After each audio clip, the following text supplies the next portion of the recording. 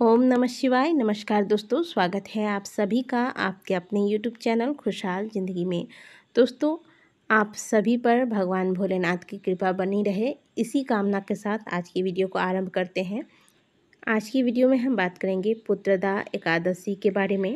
पुत्रदा एकादशी का व्रत साल 2023 में किस दिन रखा जाएगा, तिथि का प्रारंभ कब होगा, तिथि का समापन कब होगा और व्रत किस दिन रखा जाएगा, व्रत की विधि क्या है, महात्म क्या है, तथा साथ ही ये भी जानेंगे क्योंकि सावन के अब कुछ ही दिन बच गए हैं, तो आज के दिन से लेकर आपको लगातार 5 दिन तक वो कौन से कार्य हैं जो अवश्य करने चाहिए जिससे कि आपको पूरे श्रावण महीने के पूजा का फल प्राप्त हो सके। दोस्तों, एकादशी व्रत सभी व्रतों में श्रेष्ठ माना गया है। एकादशी व्रत को व्रतों का राजा कहा गया है, इसीलिए इस दिन आप चाहे व्रत रखें ना रखें, कुछ विशेष कार्य हैं जो आज के दिन आपको अवश्य करनी चाहिए। चलिए आज के वीडियो को आरंभ करते हैं। दोस्तों, श्रावण मास के शुक्ल पक्ष की एकादशी तिथि को श्रावण पुत्रदा एकादशी का व्रत रखा जाता है। इस व्रत के कथा को श्रवण कर लेने मात्र से 100 वाजपेयी यज्ञ के समान फल की प्राप्ति मनुष्य को होती है। संतान सुख की इच्छा रखने वाले लोगों को इस व्रत को अवश्य धारण करना चाहिए। संतान प्राप्ति की कामना के साथ यदि इस व्रत के नियमों का पालन किया जाए तथा विधि पूर्वक इस व्रत को पूर्ण किया जाए तो संतान की प्राप्ति निश्चित तौर पर होती है। श्रावण पुत्रदा एकादशी का व्रत साल 2023 में 27 अगस्त दिन रविवार को रखा जाएगा।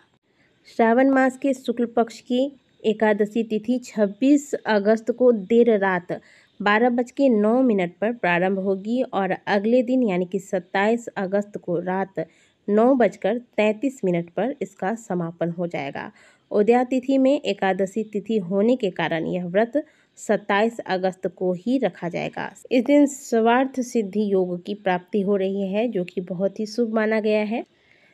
इस योग में पूजा अर्चना करने का विशेष फल भक्तों को प्राप्त होता है। एकादशी के व्रत में पूरे 3 दिनों का नियम होता है। एक दिन पहले यानी कि 10वीं तिथि पर, जो कि इस बार 26 अगस्त को मानी जाएगी क्योंकि 27 अगस्त को हम सभी व्रत रखेंगे। 26 अगस्त को बाल धोकर स्नान कर लें। शुद्ध सात्विक भोजन जैसे कि भोजन में प्याज, लहसुन, मसूर की दाल, बैगन, मूली इत्यादि का त्याग किया जाता है। चावल का त्याग किया जाता है और कहा जाता है कि एक समय ही भोजन करना चाहिए। लेकिन अगर आपकी स्वास्थ्य संबंधित कोई समस्या है तो शाम का भोजन आप जल्दी कर लें।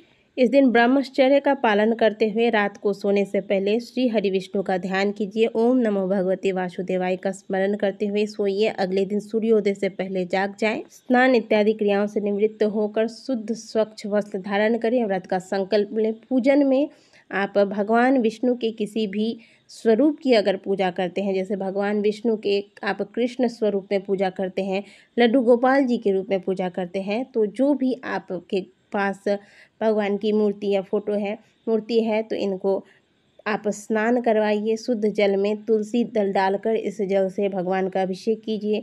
और फोटो है तो अच्छे से फोटो को साफ करके पीले चंदन, पीले पुष्प, पीले फल इत्यादि द्वारा भगवान की पूजा आराधना करें। आज के दिन आप विष्णु सहस्त्र नाम का पाठ करते हैं या फिर इसका श्रवण भी करते हैं तो यह बहुत विशेष फलों की प्राप्ति दिलाने वाला होता है। तो भले आप व्रत नहीं करते, लेकिन आज के दिन एक तो आप प्याज, लहसुन और मसूर की दाल, बैगन, चावल का पूरी तरीके से त्याग कर दीजिएगा और इस विधि से पूजा आराधना तो अवश्य ही कीजिएगा। यदि संतान संबंधित कोई समस्या है, संतान प्राप्ति में बाधा आ रही है, तो आज पीले रंग के पुष्प पर 1 जोड़ा लौंग का और 2 इलायची रखकर भगवान विष्णु के चरणों में समर्पित कीजिए। ऐसा आप लगातार कई एकादशी तक कीजिएगा। आप देखिएगा कि आपकी संतान संबंधित जो भी समस्याएं हैं वह भगवान विष्णु की कृपा से समाप्त होंगी। एकादशी के दिन यदि आप कुछ दान करना चाहते हैं तो ध्यान रखिएगा कि आज के दिन आपको अनाज, विशेष करके चावल का दान नहीं करना है। आज के दिन आप फलों का दान कीजिए, वस्त्र का दान कीजिए, इस प्रकार के दान आप कीजिए।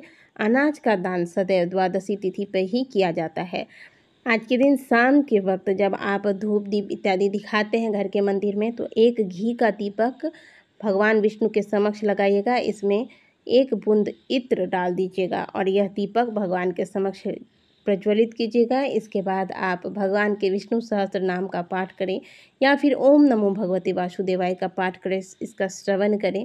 कहने का मतलब है, देखिए, रामायण में कहा गया है कि भगवान की भक्ति के कई हमारे पास तरीके होते हैं। ऐसा नहीं कि हम केवल मंत्र जाप करें या फिर माला लेकर बैठे रहें तो ही भक्ति होती है। श्रवण करना भी एक तरह की भक्ति है। तो मन लगाकर भगवान के पाठ अगर आप कर नहीं सकते तो इसका श्रवण तो कर सकते हैं। इसको श्रवण करके इसका आनंद लीजिए, अपने कानों को तृप्त कीजिए। तो कहने का मतलब है कि आज के दिन जितना हो सके भगवान श्री हरि विष्णु की पूजा आराधना कीजिए, उनके मंत्रों का जाप कीजिए, उनकी कथा का श्रवण कीजिए। रात्रि जागरण अगर आज के दिन कर सकते हैं तो रात्रि जागरण करें।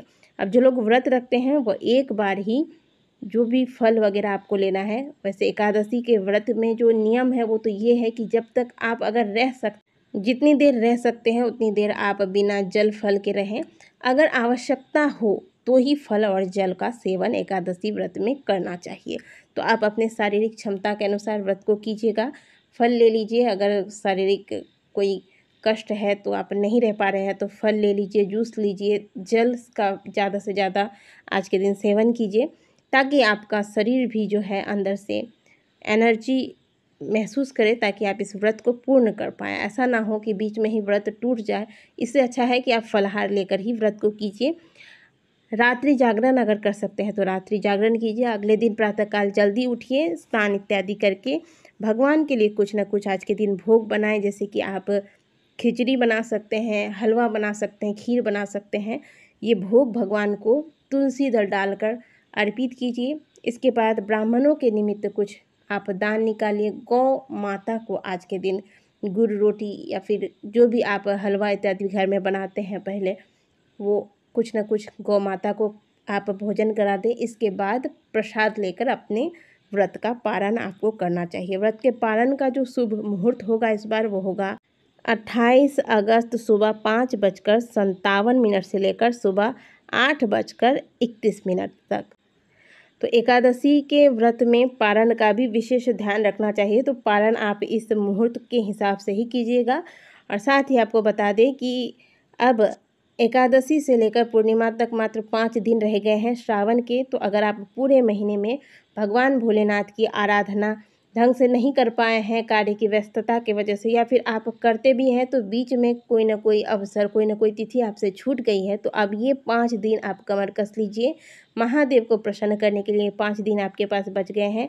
लगातार 5 दिनों तक महादेव के मंदिर में प्रतिदिन 2 लोटा जल लेकर महादेव के मंदिर में कोशिश कीजिए कि जो पहला जल चढ़े वो आपके हाथ से चढ़े। ये बहुत ही सुंदर होगा। तो 2 लोटा जल वाला उपाय आप लगातार 5 दिनों तक कीजिए। 5 दिनों तक इसी प्रकार से महादेव के शिवलिंग पर 2 लोटा जल एक साथ समर्पित कीजिए। शाम के दिन के समय प्रतिदिन आज से सावन पूर्णिमा तक आप महादेव के मंदिर जाइए, दीपक इत्यादि लगाइए, धूप दीप दिखाइए, शिव तांडव स्तोत्र का पाठ कीजिए, श्रवण कीजिए। बाकी इन 5 दिनों में कौन से विशेष नियमों का पालन करके आप महादेव को प्रसन्न कर सकते हैं वो हम अगली वीडियो में आपको बताएंगे। इस वीडियो को यहीं समाप्त करते हैं। वीडियो अच्छी लगी हो तो वीडियो को लाइक कीजिएगा, कमेंट बॉक्स में हर हर महादेव अवश्य लिखिएगा। मिलते हैं आपसे अगली वीडियो में, तब तक के लिए ओम नमः शिवाय, हर हर महादेव।